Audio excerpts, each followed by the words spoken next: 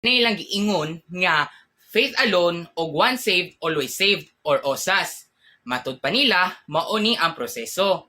Kinaunhan imong ang kunon nga makasasala ka. Sunod is imuhang dawaton si Jesus as your personal Lord and Savior. Kauman ana, luwas na ka forever. Or bisag usa nimo tuwad-tuwad diha, maluwas gyapon ka. Bisag di na matanggal imong kaluwasan. Mo lang gitawag nga OSAS or once saved always saved. Uy, Okay, mayong buntag na tong mga igsuon, higala na napunta karon.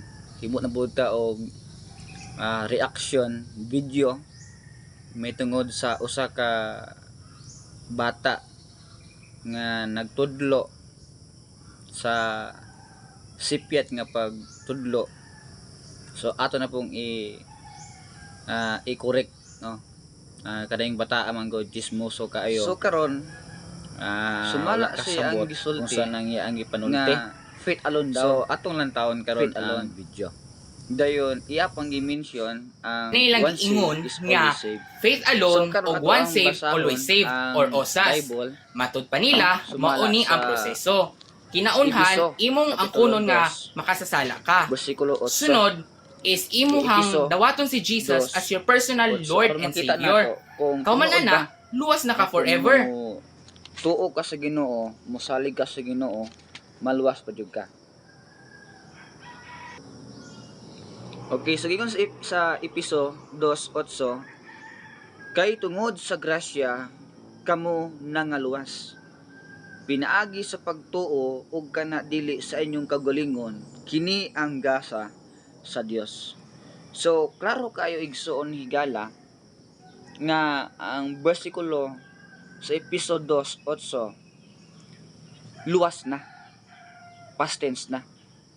Subot pasabot nga ang kaluwasan, but pasabot kaning maingon ta og faith alone, but pasabot wala nay lain nga paagi sa gitawag kaluwasan sa imong kalag kun dili ni Hesukristo lamang. Paunsaon man ang taong maluwas sa iyang kalag, siyempre iya ang i-confess ang iyang tanang sala ug iya ang saligan si Hesukristo nga matoy pamaagi nga makaluwas siya ang kalag. Ang katong gibuhat ba ni Kristo Hesus didto sa cross, ug iya ang dawaton si Kristo nga iya ang personal, iya ang bugto nga manluwas siyang kalag ug siya maluwas gyud sumala sa Biblia. No, klaro kayo na ang Juan 1:12 apan sa kadaghan nga may dawat kaniya. Kung gidawat mo si Kristo, kung sinitabo, gitagaan ka og kagahom nga may mong anak sa Dios. Bisan ngadto nagto sa iyang ngalan. So kaning bataa, wa gyud klaro ni, wa gyud nagunahuna ni siyang gisulti. Klaro kayo ang Biblia atong padayonon og basa.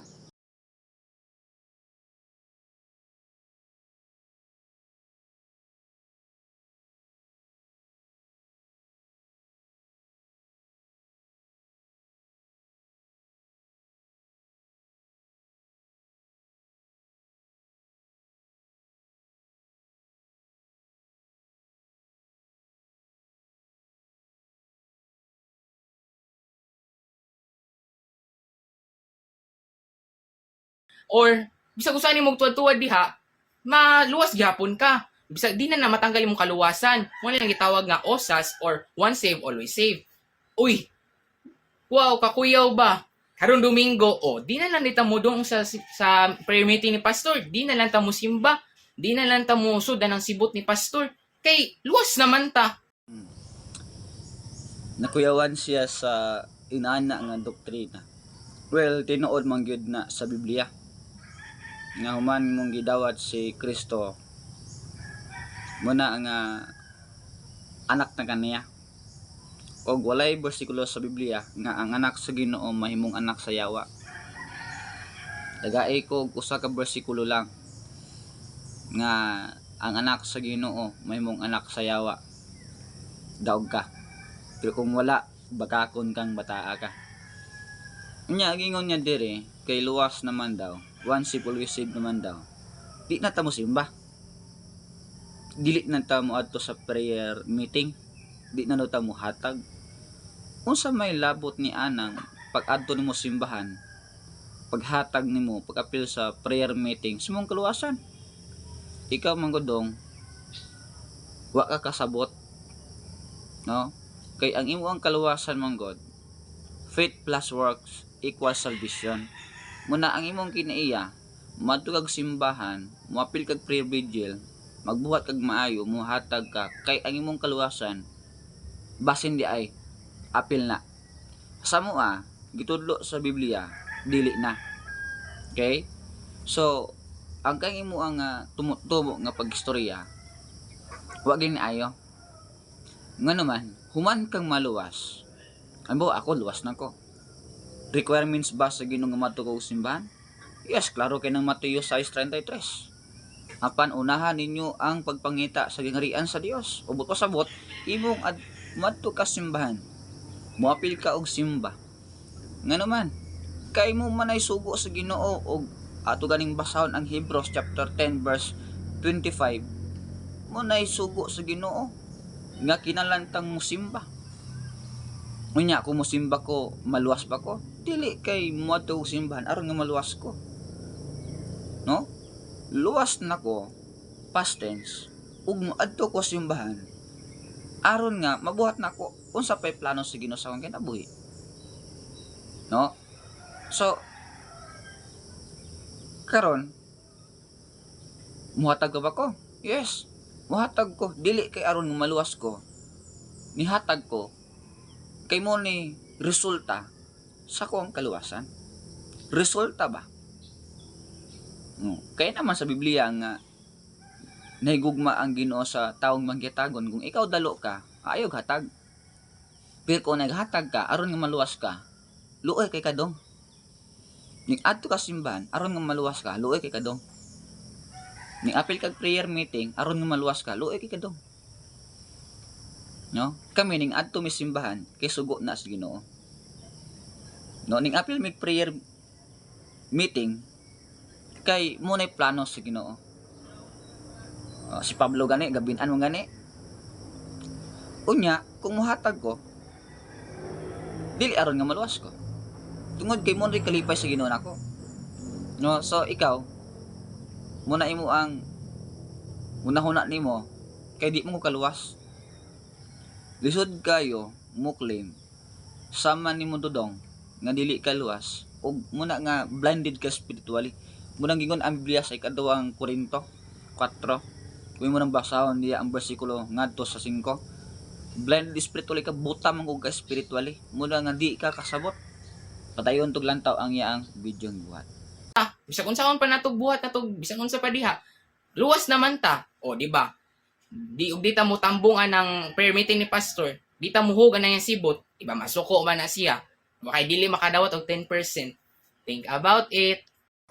O di ba? Klaro kayo. Masinpag mag-unsa daw tong buhaton kay luwas naman ta. Sabot na asa yung unahuna nga bahalag mag buhat kag daotan kay luwas naman ka. Munay buhaton sa tinud nga luwas daw. Kanang iya manggod. Igot na lang na siya sa iya ang sulti. Abi kay luwas na magbuhat na tanan og gusto nimo masin pa yung nga sala nga daotan. Wala gawon na una mata.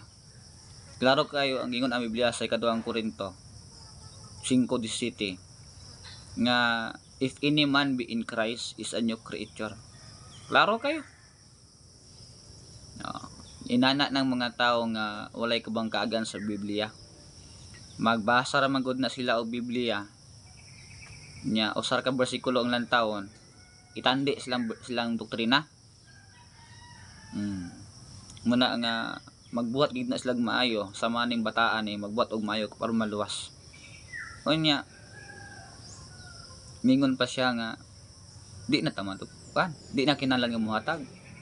Kay mosuko daw si pastor kung dili ka muhatag sa kinapulo. Suko ba di ay? Marisol kayo. Chismoso din ning bataan bata ba gani chismoso na kayo. Manjin nimo pag di ka muhatag og 10% masuko daw ang pastor. Basig imo ang pastor daw masuko. ginatudlo na mo na pero wa mi masuko kung naay membro nga di mo hatag. Ikaw patakar kag sulti eh. Basin ba nga nakasulti ka na tungod kay imong pastor masuko. Ikaw manggod di ungog kaluwas. No, klaro man kayo. Kay kung luwas ka kasabot ka na eh. No, muna nga may baw-an nato. Muna nga tuon og Biblia. Cherry picking man kay kagod. Now, kung mahimo nimo ni nga video iribat nimo ni. Tagaay ko og bersikulo sa Biblia nga ang anak sa Ginoo mahimong anak sa yawa. Okay? Una nga pangutana. Pag matagaan ko nimo og bersikulo ana. Ikaduha, asa makita sa New Testament nga ang kaluwasan mawala. Oh, gikuha sa Ginoo ang iyang kaluwasan. Kana bang makita gid nimong bersikulo nga ang kaluwasan gikuha sa Ginoo kay nagbuhat ka og dautan. Gikuha sa Ginoo ang kaluwasan kay nakasala ka. Tagay kog bersikulo ni ana. Dayon ikatulo. Bakakon ba ang Ginoo? Kay kung bakakon ang Ginoo, mingon ka. Shame on you. Kay naay bersikulo sa Biblia nga dili bakakon si Kristo. Unya, ikaapat nga pangutana. Ang eternal life ba maputol ba na? Temporal ra ba na? Or dili? No? So makita na to higala igsuon nga dili tanan nga naggunit o Biblia, dili tanan nga nagbasa o Biblia sakto ang panabot para aning bataa. Faith plus work ang iya ang kaluwasan. Sato pa di ay ang binuhatan nimo mo ay parte sa kaluwasan. But pasabot di ka kasala. Nga ginguman ang Isaiah nga sama ka sa trapo nga mahugaw ug di ka mahugaw. But pasabot di ay nahimo tong walay pulos ang gibuhat ni Kristo. Galatians chapter 2 verse 21. Ikaw mo dapat magkuna think about it. Dodong. Share this video sa uban nga mga daghanan pa. God bless.